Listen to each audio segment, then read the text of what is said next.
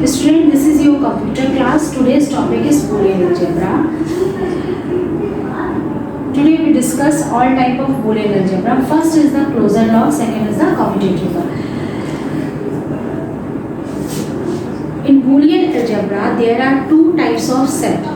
First set have 0 and 1, two values. These are the truth value. Clear? And set 2 have two operators, plus and dot sign.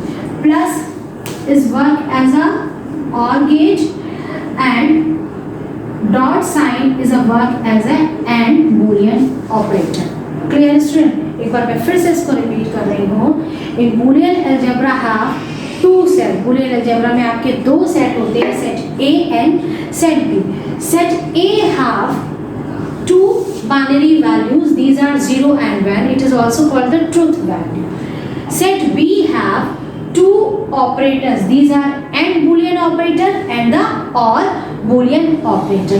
Set B members operate on the set A members. यानी कि set B में जो operators हैं, these are operate on set A values. Okay student, आपको ये पता होना चाहिए कि set A में और set B, यहाँ पर दो सेट हैं जिनसे हम लोग Boolean अलजेब्रा जो है वो पर वर्क करेंगे. आपको सेट A में आपकी दो वैल्यूज हैं. This is the 0 and 1.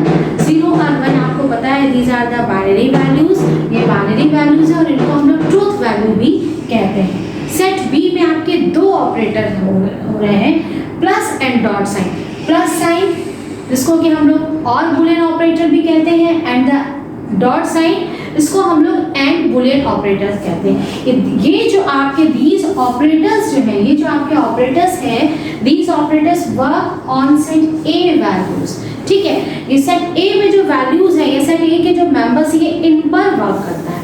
Okay student, now start the Boolean या आपकी Boolean थ्योरम्स हैं. These are the Boolean theorems. ठीक, first theorem is a closure law. Closure law आपका ये कहता है कि अगर आपका, देखिए मैंने यहाँ पे लिखा है इफ A, B, ये जो साइन आपका है इसको हम लोग कहते हैं सबसेट. इसका मतलब क्या है कि A और B is a subset of A. इसका मतलब ये होता है कि यदि आपका A और B जो है वो आपके सेट A के मेंबर है, ये A और B क्या है, these are the Boolean variables. ठीक, इनकी वैल्यू जो आपके, देखिए Boolean वेरिएबल्स होते हैं, इनको पहले थोड़ा सा कंफ्यूजिंग होगा. ये आप पहले ये समझ लीजिए कि A और B, हम यहाँ पे डायरेक्ट वैल्यू 1 और 0 नहीं ले सकते. ये सबको पता है कि हम लोग डायरेक्ट वैल्यूज नहीं लेते, हम लोग वेरिएबल के थ्रू लेंगे. तो A और B, these are the Boolean variables. इनकी वैल्यूज हो सकती है, इनकी वैल्यूज हो सकती है 0, इनकी वैल्यू हो सकती है 1. क्योंकि हम लोग Boolean बीजगणित की बात कर रहे हैं, हम लोग Boolean अलजेब्रा की बात कर रहे हैं, तो यहाँ पे इसकी वैल्यू केवल 2 ही वैल्यूज होंगी. इसीलिए हम लोग, क्योंकि इसमें इट हैज ओनली 2 वैल्यूज, इसलिए ही हम लोग Boolean अलजेब्रा को हम लोग 2 वैल्यूड अलजेब्रा भी कहते हैं. हम लोग 2 वैल्यूड अलजेब्रा क्यों कहते हैं, ये आपको पता होना चाहिए, क्योंकि इसमें केवल 2 ही वैल्यूज होती हैं. क्लियर? अब देखिए यहाँ पे A और B, अब मैंने बोला था ना सेट A में केवल 2 ही वैल्यूज हैं, 0 और 1. तो वो वैल्यूज आप डायरेक्टली नहीं लिख सकते हो. यहाँ पे ये पहले हम Boolean वेरिएबल्स लेंगे और फिर उस वेरिएबल में वो वैल्यूज जो है वो आएंगी. तो आपका मतलब यहाँ पर ये हो गया कि अगर A और B, these are the subset of A. इसका मतलब ये है कि अगर A और B ये जो है आप सेट A के मेंबर हैं, यानी कि सेट A के मेंबर को इस तरह से लिखा जाए. ठीक है, मैं यहाँ पे कोई सेट थ्योरी नहीं पढ़ा रही हूँ, पर चूंकि आपके सिंबल्स आए हैं तो ये मुझे ये बताना है कि आपको ये सिंबल का यूज किया, मतलब इसका मतलब क्या है. इसका मतलब यही होता है कि A और B is a member of A. A और B जो है वो आपके सेट A के मेंबर अगर हैं, देन A प्लस B, यानी कि A और प्लस का जो भी आंसर आएगा, सीधी सी बात है, हम लोग अभी यहाँ पे सिर्फ हम लोग बाइनरी और Boolean की बात कर रहे हैं. जब बाइनरी और Boolean की बात कर रहे हैं तो 2 ही इसमें ऑपरेटर यूज हो रहे हैं, एक एडिशन और एक मल्टीप्लिकेशन. एडिशन हो या मल्टीप्लिकेशन हो, आंसर आपका या तो 0 आएगा या 1 आएगा, इसके अलावा कुछ नहीं आएगा, ये ध्यान रखिएगा. तो जब हमारा आंसर 0 और 1 आ रहा है तो यानी कि वो सेट A के ही तो मेंबर हुए ना. ठीक, तो इसलिए यहाँ पे हम लोग ये कह रहे हैं कि अगर A प्लस B, देखिए 2 ही ऑपरेशन होंगे, एक बार आप A प्लस B करेंगे और एक बार आप A डॉट B करेंगे. डॉट का मीन्स क्या हो, मल्टीप्लिकेशन हो, और प्लस तो आपको सिंपल पता है, this is the addition symbol. तो जब आपका a प्लस बी का जो भी आंसर आएगा, जो भी आपका आंसर आएगा वो देखना है इसमें। अब आपका नेक्स्ट लॉ है, फर्स्ट लॉ है आपका क्लोजर लॉ। क्लोजर लॉ देखिए ये कहता है कि if a and b is a subset of a, मैंने ये वर्ड बार बार बोला, ये सबसेट ऑफ a का मतलब आपको क्लियर हो रहा है। इसका मतलब क्या हुआ कि a और b ये जो आपके बूलियन वेरिएबल्स हैं, these are the Boolean variables, ये बूलियन वेरिएबल्स जो है these are the member of set A. जैसा कि हम लोगों ने यहाँ पे भी ये लिखा हुआ था कि ये सेट ए में आपकी ये दो वैल्यूज हैं, ठीक है, 0 and 1। ये आपको पता है कि these are the truth values, ये ट्रुथ वैल्यूज हैं। सेट ए में ये 0 and 1 यही दो आपकी बूलियन और बाइनरी वैल्यूज होती हैं, पर हम इन वैल्यूज को डायरेक्टली जो है वो हम लोग नहीं लिख सकते हैं, ठीक है। तो जब हम इसको डायरेक्टली नहीं लिख सकते हैं तो उसकी जगह पे हम लोग क्या करेंगे, हम लोग जब इन वैल्यूज को, जब हमको डायरेक्टली नहीं लिखना होगा तो हम ए और बी बूलियन वेरिएबल्स की हेल्प से ही हम लोग इन वैल्यूज को लेंगे, ठीक है। तो अब आपका मतलब पहली लाइन जब भी आप लिखेंगे, फर्स्ट लाइन आपको सब में सारे लॉज में यही लिखनी है, A and B is a subset of A. इसका मतलब ये होता है कि आपका यदि ए और बी जो है वो सेट ए के मेंबर हैं, then a plus B subset of a। इसका मतलब क्या हुआ कि a और b का जो भी आंसर आएगा that is the member of set a। कैसे, देखिए सपोज मान लीजिए, मैंने आपको ये अभी यहाँ पे मैंने बताया था, मैं फिर से बता रही हूँ। सपोज मैंने हम लोगों ने मान लीजिए यहाँ पे आपने a डॉट b लिखा, ठीक है। तो देखिए a की वैल्यू आपकी 0 भी हो सकती है और इस b की वैल्यू 1 भी हो सकती है। सपोज आपने इसको किया तो a into B, 0 into 1, answer 1 आ रहा है। आप देखेंगे ये वैल्यू किसकी है, सबसेट ऑफ a है, ठीक है। आपने लिखा है a प्लस बी, सपोज आपने 0 प्लस 1 किया, आंसर आपका कितना आ रहा है 1। तो 1 देखिए क्या है, 0 और 1। मैंने आपसे क्या कहा था, ये भी आपका सबसेट ऑफ ए है, यानी कि जो a वैल्यू है वो सेट a में है, जो 0 वैल्यू आई है वो सेट a में है। ये मैंने आपसे यही कहा था कि ये जो भी आपका इसमें जब भी आप कोई भी कैलकुलेशन कर रहे हैं, आंसर जो है वो हमेशा आपका या तो 0 आएगा या आपका आंसर 1 आएगा। ये सबको क्लियर है, ठीक है। सेम चीज यहाँ पर यही है। तो हम लोग को जो क्लोजर लॉ होता है वो ये कहता है कि आपका जो भी इक्वेशन का जो भी आंसर आना है वो आपका सबसेट ऑफ ए, यानी कि वो सेट ए का ही मेंबर होगा। जैसे इन्होंने इसीलिए इसको इस इक्वेशन के फॉर्म में कहा है कि a into B is a subset of a plus B is a subset of a। ये क्लियर हो गया। नेक्स्ट आपका आता है कम्यूटेटिव लॉ। कम्यूटेटिव लॉ क्या कहता है, देखिए कम्यूटेटिव लॉ बहुत ही सिंपल सा है आपका। कम्यूटेटिव लॉ में मैंने आपको कहा जितने भी आपके लॉज होंगे उन सारे लॉज में हम लोग फर्स्ट स्टेटमेंट, फर्स्ट आपकी लाइन हमेशा ये होगी, if a and b is a subset of a। Same चीज यहाँ है, इसका मतलब यही होगा कि a और b these are the Boolean variables, these are the member of set a। जो मैंने यहाँ पे पहले लिखा था सेट a के मेंबर है। अब देखिए कम्यूटेटिव लॉ ये कहता है कि a into B is equal to b into a, that is subset of a plus b into b plus a is a subset of a।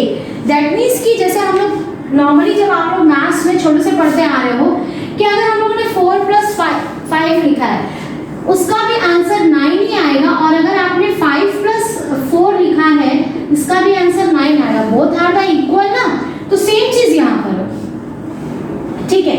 Suppose आपने लिखा है 4 इंटू 5 या आपने लिखा है 5 इंटू 4, इसका आंसर सेम नहीं आ रहा। 5 इंटू 4 20, 4 इंटू 5 20, आंसर सेम है। तो यानी कि कम्यूटेटिव लॉ आपका क्या कहता है, कम्यूटेटिव लॉ आपका ये कहता है कि a into b is a subset of a and a plus b is equal to b plus a is a subset of a।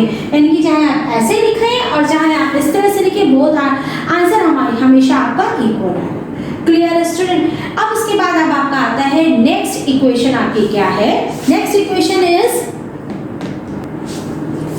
Next आपका है आइडेंटिटी एलिमेंट। आइडेंटिटी एलिमेंट देखिए बच्चों क्या है, आइडेंटिटी एलिमेंट आपका क्या कह रहा है, आइडेंटिटी मीन्स होता है सिंगल, ओके। यहाँ पे 0 and 1 these are the identity element, आपके ये जो 0 और 1 है these are the identity element। 0 जो है वो प्लस ऑपरेटर के लिए आइडेंटिटी एलिमेंट है, ठीक है।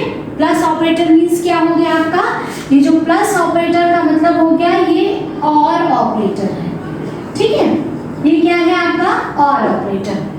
1 जो है वो डॉट ऑपरेटर, ये डॉट ऑपरेटर मीन्स क्या हो गया आपका मल्टीप्लिकेशन, या इसको हम लोग कह सकते हैं एंड ऑपरेटर। तो ये चीज क्लियर हो गई। अब उसके बाद आपका आइडेंटिटी लॉ का मतलब ये हो गया कि आप सिर्फ एक एलिमेंट के लिए बात कर रहे हैं, ठीक है। तो अगर A is a subset of A, यानी कि A जो है आपका ये Boolean variable is a subset of A, set A का मेंबर है, देन आपको देखिए हमने एक बार A को 0 से प्लस किया है और एक बार A को हमने 1 से प्लस किया। मैंने आपसे पहले भी कहा है कि सिर्फ दो ही ऑपरेटर्स को लेके चल रहे हैं हम लोग, एडिशन और मल्टीप्लिकेशन। तो एक बार A को हमने 0 से मल्टीप्लाई किया और एक बार हमने इसको 1 से मल्टीप्लाई किया। इनके आंसर्स किस तरह से आ रहे हैं ये हमको देखना है। इनके आंसर्स देखिए, A+0 आपका मैंने यहाँ पे A लिखा है, ये क्यों लिखा है इसको आपको देखना है। इसको मतलब अगर आपने देखिए ये लॉस को अगर आपने रटने की कोशिश करी तो सब कुछ A और B है तो बहुत कंफ्यूजिंग हो जाएगा। तो बेटर ये है कि हम अगर इसको एग्जाम्पल के फॉर्म में कर लें तो फिर हमको हमेशा लर्न ही रहेगा, या कभी एग्जाम में अगर ये आता है मैं भूल रही हूँ कुछ भी कर लिखने में, तो हम लोग क्या करते हैं उसको इस एग्जाम्पल्स का जो तरीका है उससे करके हम इसको इक्वेशन में आंसर हम एटलीस्ट राइट लिख सकते हैं। देखिए A+0 ये है, ठीक है, इसका इक्वल A, ये मैंने बोला है क्या, ये इक्वल 1 है। ये क्यों 1 है, A है। देखिए A की वैल्यू आप या तो 0 ले सकते हैं या 1 ले सकते हैं। अगर मैंने 0 वैल्यू ली है तो आंसर क्या आएगा, 0 आएगा। अगर मैंने 1 लिया है A की वैल्यू, ये तो 0 ही है इधर वाला, ये तो 1 आ रहा है। यानी कि ये जो 0 और 1 ये दोनों आंसर किस पे डिपेंड है, A की वैल्यू पर, ठीक है। तो जो A की वैल्यू होगी उसके अकॉर्डिंगली तो उसका आंसर आएगा, इसलिए मैंने यहाँ पे ये A लिखा, राइट। सेम आपका A+1 में, अब देखिए A+1 में आपका क्या होगा कि सपोज आपने A+1 यहाँ पे लिखा और इक्वल आपका ये 1 आ रहा है, किस तरह से आएगा। अगर आपने A की वैल्यू 0 रखी है तो भी आपका आंसर 1 आएगा। अगर आपने A की वैल्यू 1 ली है तभी भी आपका आंसर 1 आएगा, ठीक है। दैट मीन्स कि जब आपका A जो है वो 1 से ऐड होगा answer will be always 1, but when A is added with 0 answer depending upon the A boolean variable। Clear all of you. Next आपका A.0, इसमें भी सेम चीज आपका यही है कि अगर A की वैल्यू देखिए, A की वैल्यू कुछ भी हो मल्टीप्लाई 0 से हो रहा है तो answer will be always 0। Clear. Same thing is here A×1, A×1 कितना भी वो 1 से मल्टीप्लाई हो रहा है, पर अगर A की वैल्यू अगर 0 हो गई तो आंसर विल बी 0। 1 है तो 1 आएगी। तो यानी कि आपका जो ये जो वैल्यू है A×1 depend upon the Boolean variable A। Clear all of you. तो इस तरह से बच्चों आज हम लोगों ने 3 जो है वो लॉ बूलियन अलजेब्रा में पढ़े हैं। फर्स्ट इज द कम्यूटेटिव, पहला आपका क्लोजर लॉ था, सेकंड आपका commutative law and third is algebras। Today's topic is boolean algebra। Today we will discuss duality law। Okay, in duality law is a special feature, duality law have special feature। in duality law किसी भी आप Boolean algebra में या Boolean law में आप उस पर with the help of duality law आप इसमें ये चेंजेस कर सकते हैं कि और ऑपरेटर को आप नॉट ऑपरेटर में, और ऑपरेटर को एंड ऑपरेटर में, and identity element. Identity elements आपके कौन कौन से होते हैं, these are 1 and these are 1 and 0. The 1 and 0 are the identity elements. आप क्या कर सकते हैं, आइडेंटिटी एलिमेंट्स जो है आपके 1 को 0 में और 0 को 1 में कन्वर्ट कर देंगे, तो आप इक्वेशन पर कोई भी फर्क नहीं पड़ेगा। यानी कि हम लोग जो डुअलिटी लॉ में दो इसके लॉज होते हैं, दो इसमें हम लोग नियम इसके या दो इसके रूल्स जो हम चेंज कर देंगे तो आपके इक्वेशन पर कुछ भी फर्क नहीं पड़ेगा। वो आपके रूल्स देखिए कौन कौन से हैं। फर्स्ट आपका है और operator convert into and operator, यानी कि और ऑपरेटर को हम एंड ऑपरेटर में कन्वर्ट करेंगे, एंड ऑपरेटर है तो उसको और में कर देंगे। वह सेम आपका आइडेंटिटी एलिमेंट्स, यानी कि 1 अगर है वहाँ पे 0 कर देंगे और 0 को 1 में कर देंगे। तो चलिए हम लोग एक इक्वेशन ले लेते हैं, कोई एक इक्वेशन लेके हम लोग उसको देखते हैं। सपोज मान लीजिए आपके पास ये इक्वेशन है a into B plus C into D. आपको इसको डुअलिटी लॉ के अकॉर्डिंगली इसको चेंज करना। How to change? डॉट है, डॉट मीन्स क्या हुआ, एंड ऑपरेटर, इसको हमको कन्वर्ट किस में करना है, और में। ठीक है, ये कन्वर्ट हो जाएगा डॉट में और c प्लस 1 d। ठीक, तो ये आपका इक्वेशन थी सिंपल बूलियन अलजेब्रा। इसको with the help of duality law आपका ये इक्वेशन आपने इसको चेंज करना। ठीक, इसी तरह से आप कोई और इक्वेशन ले सकते हैं। सपोज हमने ले लिया है a plus B into C plus a plus B into C, ये आपकी इक्वेशन। इस इक्वेशन में हम लोग क्या करेंगे, देखिए आपने यहाँ पे क्या किया, a dot B plus C, dot की प्लस की जगह आपने यहाँ डॉट लगा दिया, a डॉट बी प्लस। ठीक है, तो सीधा सा आपको क्या करना है कि जहां पे आपका डॉट है, डॉट का मतलब क्या हो गया कि जहां पर भी आपका एंड ऑपरेटर है, एंड ऑपरेटर को हम लोग किस में कन्वर्ट कर देंगे, और ऑपरेटर में, और जो और ऑपरेटर है इसको हम लोग किस में कन्वर्ट कर देंगे, हम लोग एंड ऑपरेटर। तो इस तरह से हमारा ये डुअलिटी लॉ जो है वो कंप्लीट हो जाएगा। ओके स्टूडेंट, तो ये आपका डुअलिटी लॉ हो गया। नेक्स्ट आपका लॉ है inverse. Next law is complement और इनवर्स लॉ। इन कॉम्प्लीमेंट लॉ और inverse law it is also called the opposite. देखिए सिंपल आपका कॉम्प्लीमेंट या इनवर्स का मतलब क्या होता है, अगर मैंने किसी को अगर इनपुट में 1 वैल्यू दी है तो आपका आंसर जो है वो क्या आएगा, 0 आएगा। या अगर हमने 0 वैल्यू दी है तो आंसर उसका 1 आना चाहिए। कॉम्प्लीमेंट का मतलब होता है opposite of input, inverse of input. Clear? Suppose a is a subset of a, then a bar is a subset of a। देखिए हम लोग पहले भी आपको बताए थे कि सबसेट a में आपके there are 2 values in subset 0 and 1 और these are the opposite values. ये अगर देखा जाए तो ये एक दूसरे के अपोजिट है, दिस इज 0 and 1, ये दोनों अपोजिट हैं। 0 मीन्स होता है ऑफ और 1 मीन्स होता है ऑन। समझ में आ गया किस तरह से ये अपोजिट है। तो सपोज यहाँ पे अगर a is a subset of a की वैल्यू अगर 0 है, ठीक, this is the value of subset a not, यहाँ पे ये जो बार लगा है ना, it is called a not a बार। ठीक, ये ऊपर इस तरह से जो इसके ऊपर जो कैप लगा दी गई है, ये सिंबल होता है कॉम्प्लीमेंट या इनवर्स का। ठीक, तो इस तरह से आपका अगर ये a की वैल्यू अगर 0 है तो a नॉट की वैल्यू आपकी उसकी इनवर्स 1 हो जाएगी। अगर आपके a की वैल्यू 1 है तो a नॉट या a इनवर्स की वैल्यू आपकी 0 हो जाएगी। Always complement, always opposite value होगी। यहाँ पे 2 इक्वेशंस को दे दिया और इसकी वैल्यूज देखिए कि सपोज अगर आपका a प्लस a नॉट, ये a प्लस a नॉट ये 1 कैसे आ रहा है, इस चीज को हम लोग प्रूफ करके देख लेते हैं। सपोज आपने यहाँ पे वैल्यू a की वैल्यू 0 रखी है तो a नॉट की वैल्यू तो 1 ही होगी ना, उसका अपोजिट तो 1 आ गया। सपोज आपका a की वैल्यू आपने 1 रखी है तो a नॉट ऑलवेज 0 होगा, फिर भी इसकी 1 आ गई, तो ये चीज प्रूव हो गई यहाँ से। क्लियर है? सेम चीज आपका a into a not is equal to 0। How to possible? a into a not is equal to 0। देखिए सपोज अगर आपने a की वैल्यू 1 ली है तो a नॉट की वैल्यू 0 होगी, आंसर विल बी 0। अगर आपने a की वैल्यू 0 ली है और a नॉट की वैल्यू 1 हो गई तभी भी आपका आंसर विल बी 0।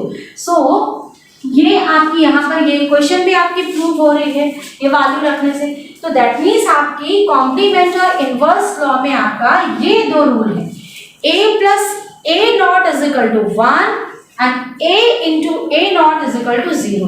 तो यहाँ पे कहने का मतलब ये है कि a इनवर्स, ये जो आपका a कौन दिया है, it is a complement of a, it is a inverse of a। Clear हो गई बात? ये जो आपका है a not, it is a complement of a, it is a inverse of a।